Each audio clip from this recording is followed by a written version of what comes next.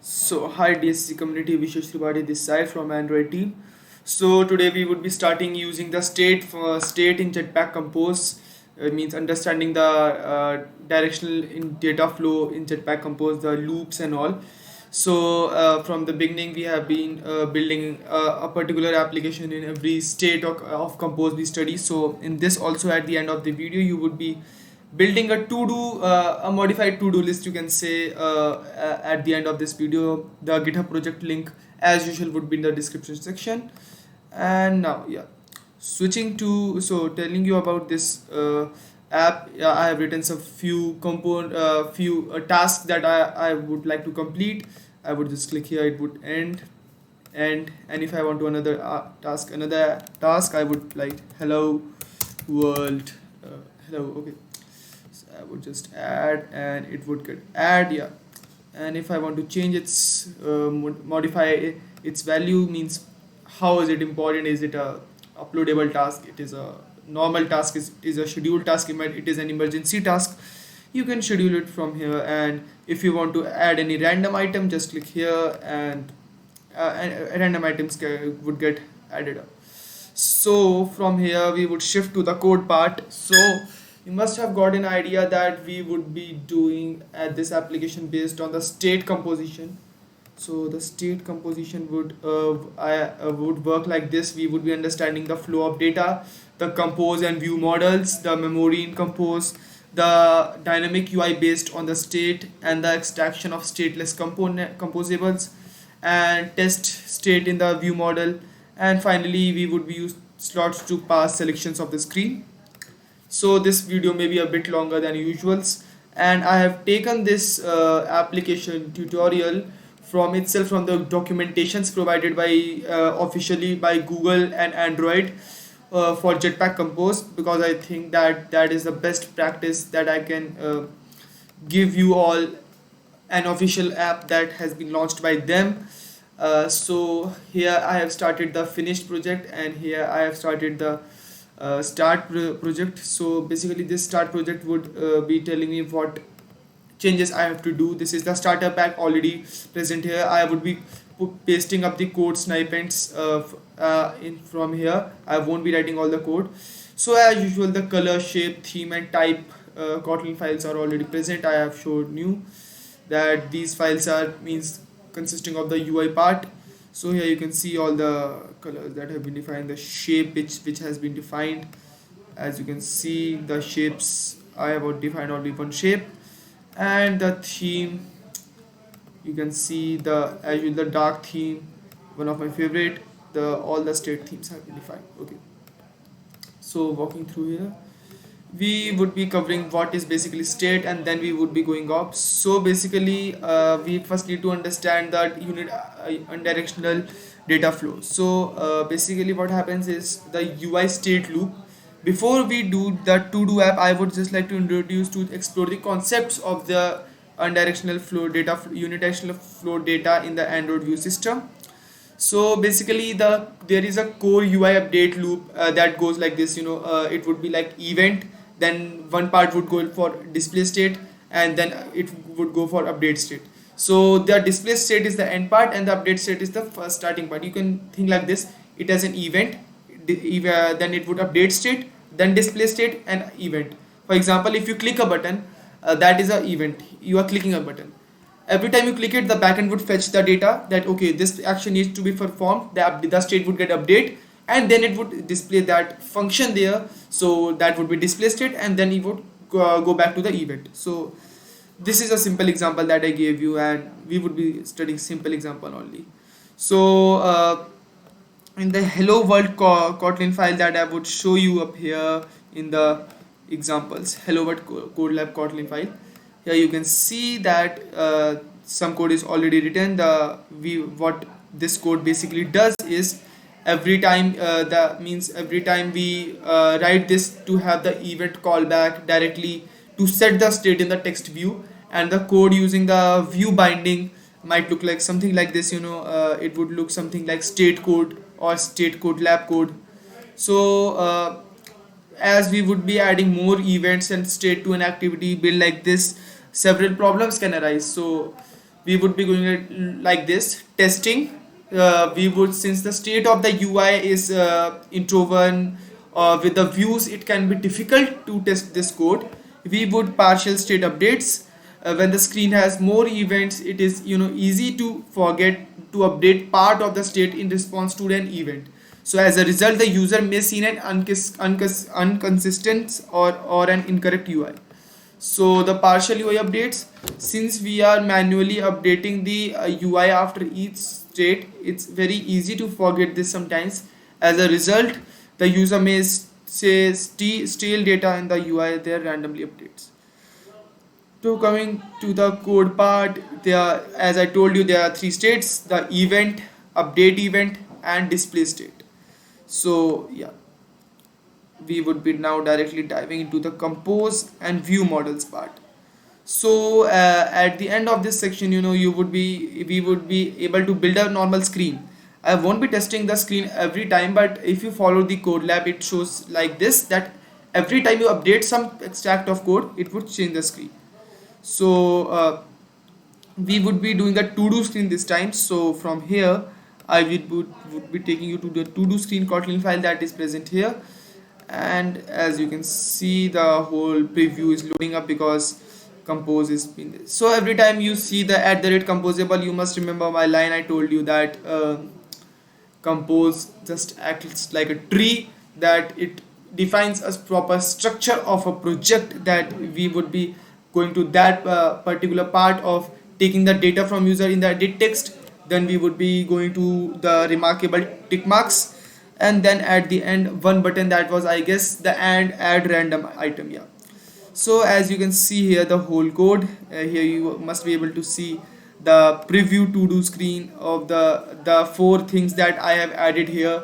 The random item that are every time generated, the learn, compose, take the code, like apply state, build dynamic UIs. So every time you open this, it would look something like this. So I would take you directly to the finish lab from here, to make sure that you would be able to see the changes directly in the to do file. Yeah. So if I take you here, the to do screen.kotlin file, you must be able to see that there is some change done. So what is that change? The change is every time we would be taking the task from user, the button would automatically get shrink. Means, suppose you must be remembering that every time I was clicking a particular task, the button was automatically getting shrink. So what happens is, the state part comes into this. This composable displays an editable to-do list, but it doesn't have any state of its own. So we need to remember that state is any value that can change, but none of the arguments to-do screen can be modified. So there are three things: items, on, add item, and remove item. Yeah. So the items are basically an unmutable list of items to displayed on the screen, and on add item is an event where the user requests adding an item, and the remove item is an event for when the users request removing an item. Yeah. So a stateless composable is a composable that cannot directly change any state.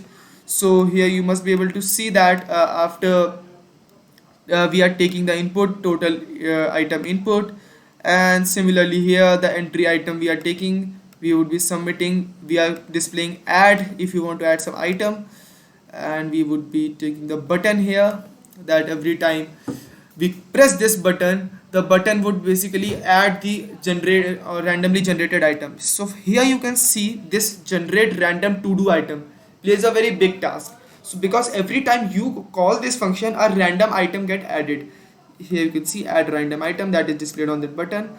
And if you just see that there are basically nothing very high that has been added here, but the button, how it is changing itself, the random button which is changing is a thing which is of very use. Means you can understand it like that every time you press it, it would automatically get update that yes, a random item needs to be added. If I search here for random item, I would get result as, yeah, you can see that random is playing a very big role here. The random int, again random, and then at last the preview to do row that I have added here, that every time it is being clicked on item clicked, The modify I would call fill max width. This is just the UI part, not to worry about. And it would remember the function that generate random to do item. So this was something that is to be noticed in this particular page. And every time the state is hosting something, it's need to be updated every time. See, you can't expect that every time you click the button it would load 6 to 7 items at one time. You would need to click the button 6 to 7 times to make sure that it is means being used through the surface. Yeah. So what is State Lab, Code Lab theme and surface? So coming to the surface part, I have already told you. That's the default theme that was created by Android Studio when you start a new Compose project. The surface adds a background to the app and configures the color of the text. And coming to the flow, the events up, you must be able to see the flow events up. I would just take you there. Okay, I would just search for to do view. Okay, this is some, yeah, I got it. So yeah, every time I would just search for to do, and here I would be able to, yeah, as you are able to see the to do screen, the items, this is a list already declared here, the to do items that would get added, the currently editing item. So this is currently editing is the item you are adding on a item, that the item would get add to that list. Remove item, the item would get removed from the list, and it just works like that. So okay, I guess you have got the idea.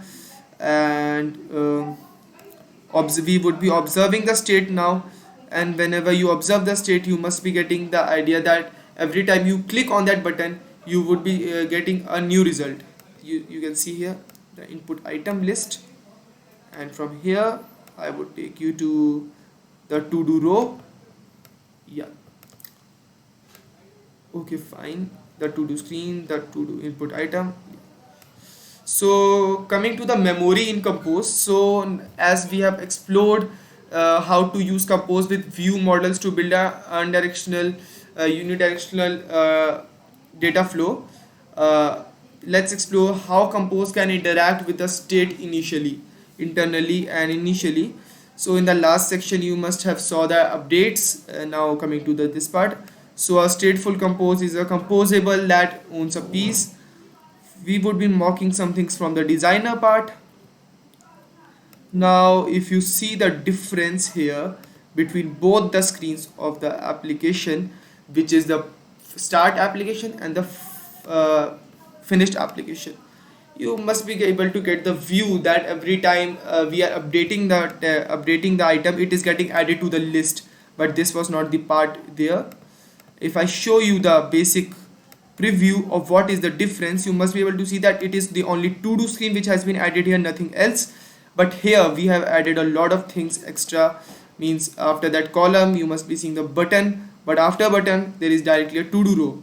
But here we have, after the button we have added the to do item in line editor. Means you would be giving the item input to the user.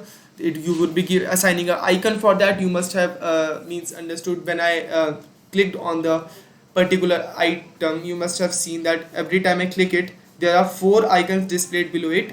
One was, I guess, for warning, one was for update, was for uploading, one was for I guess it was something related to time, and it was one was simple tick. Yeah, it signifies how crucial the event is. You can just change that according to your choice. It's all about your thinking and your modifications you want to do. And the text would automatically get aligned every time you click on remove item, it would get removed, and the button would shrink. Yeah, so the icon visibility is set to true. If I do it false, you know what would happen. And yeah, this was it. Now coming to the next part, the state part in Compose, that every time you in the means every time you write on it, the designer has moved on from disbehave design and now to post material UI. I would just show you up there using the emulator. If you must have seen in the beginning that how the emulator, every time I click here, is changing the view. See, I would write view, means you can see it was not like here before, but every time I type here you can see this list coming here. So this is the part that every time you write something in the edit text, it pops up and shows you that yes, you have written something. Now please select what type of list do you want, what type of task you are assigning here. So yeah, it all comes under the compose part. uh, so the text field is the compose equivalent to materials edit text. And as I told you, if I take you to edit text, I guess the edit text file won't be here.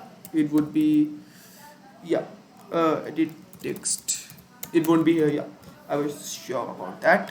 So coming to the part that the text file that we have taken, here you can see the surface. So this is what tree is all about. See, you must be able to see that to do view model, to do items. So this tells us a proper structure that we would be first taking the items, we would be assigning them, then we would be going to current edit item, we would be means assigning the item there. For example, I took a new item, a new task that I want to assign myself. I would just type it there and it would get installed up there, means assigned up there. Then we have add item, then we have remove item, on edit item selected, on edit item change. So it's just like on item edit done. So it's not something means very hi-fi, it's just something that you are calling up the functions and using them here. Similarly, the to do components which have been defined here, I would just show you up here. As you can see, the animated icon row, which is here, the animation spec, the icon row, the row modifier, the content description, the select icon state button, and the colors I have defined here, the primary on surface colors. So now this code would be much easier to understand if you do the proper means code lab, or you understand by yourself by doing experiments. Now if I tell you the dynamic UI based on the state, that is very important. So basically now we are going to explore building a dynamic UI based on a state. Going back to the mock from the designer, we should now show the icon whenever the text is not there. So as I told you, there is, if you run the app again, you would be able to see the icon this time. If you add a specific amount of code icons there, you would need to update the item bar here. If I take you to the to do input text, you would be able to see that the to do screen is showing you the edit text view just like this. I would take you up there. Yeah, okay.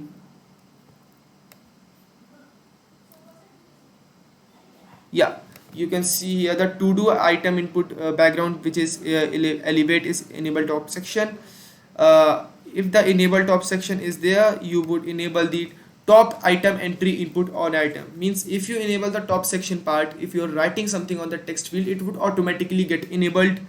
And I would just take you down here.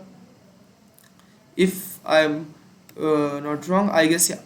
So here, from here you can see the task is it, here also it, the item, the submit on item edit, we have defined these functions previously.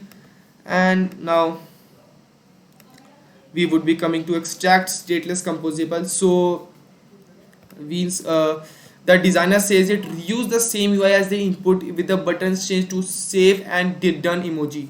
So to get started, we will need to host the state from to do item input. We are taking the input from the user. So we would be taking up here, and then we would be going here. We would be taking the entry from the user. We would be showing up the button, add button. Means you can just able to see the button would act as two things. First of all, whenever you click the button, you would get an option to add that item. Second time, after you click that button, the item would get added in the list. So this is every time the button changes its state. Similarly, about the above section, that every time I would just show you the okay, I will just show you the emulator here. Every time I do anything here, for example, if I just go here, if I do add random item, you can see that it's adding a random item which is a state. But if I do something like this, work, you must be seeing that this icon is not enabled at till now, but every time I write something here, work, it is getting enabled. Means this, it's changing a state every time the edit text field is not empty. Means it's basic if else statement if you think like a pseudo code, but it's like the state functions working in compose. Means every time you type here okay, and you can see the icons getting displayed. I would add and it would again go to the same level. And if I do add random item, it would again go here. Means it's like we have just prepared some static data and we are extracting it every time we are clicking on that add random button. And same happens for the add button too. So this was it for this video. If means I am not able to explain it in the way, because every time you experiment with it you would be able to make it out more better. I would just be linking the code lab, you must all go through. It's a very useful code lab, because the state part is a bit tricky if you are not familiar with Kotlin from before, because it uses some inbuilt functions of it. But yeah, it's really cool if you do experiments and test it on yourself. So thank you for it guys, and happy coding.